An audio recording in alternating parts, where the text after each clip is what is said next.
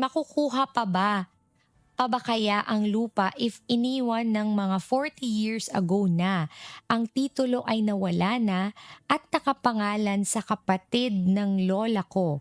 Siya ang buhay na puwedeng magmay-ari kung sakasakali.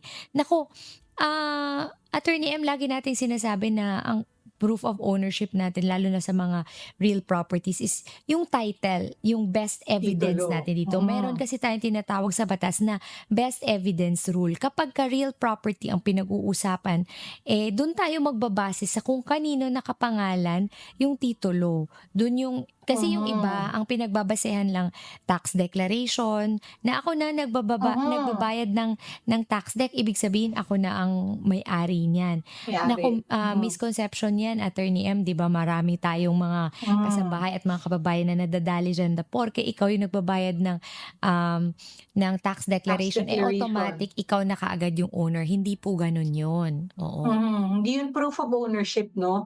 So Mm, talagang yun kagaya ng sinabi ni Attorney Joey, ang proof of ownership ay kung kanino po nakapangalan yung titulo 'no. So hindi kasi puwedeng sabihin, Attorney Joey, alam mo na, kahit sa usapin ng international law hindi mo puwedeng sabihin na may historic claim ka, Attorney Joey, to say na ikaw yung nagmamay-ari, 'di ba? So baka kasi sabihin mo na, hindi kasi sila yung nakatira, yung mga ninuno namin yung nakatira diyan before. oo. So I hindi think puwedeng Attorney sabihin na M. gano'n, Attorney Joey.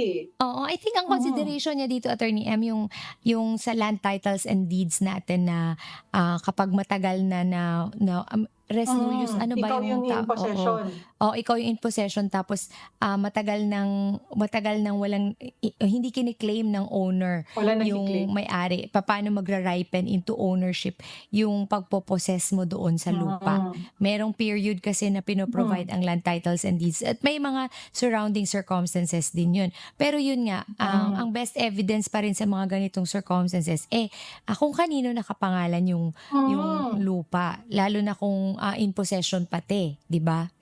Mm. Tsaka kaso ang problema nga Attorney Joey kasi apparently meron palang titulo na nakapangalan doon sa kapatid ng Mm, lola 'no. So yoon. yun, Hmm, yun po talaga ang susundin 'no. So maaari mm. sigurong pag-usapan na lang Attorney Joey kasi ang tagal na ng 40 years 'no. Oo nga, Baka ang dami ng oo, nangyari dun sa property. So oo. maganda rin pong mapag-usapan pero laging importante yung titulo ng lupa at kung kanino yun nakapangalan. Oo, hindi mag-a-apply dito yung ano, yung matagal na pagmamay-ari kasi nga merong existing na title. Fo-follow natin Yes. yung, doctrine ng best evidence rule na yung title yung pinaka makapagsasabi kung sino ang rightful owner nung lupa.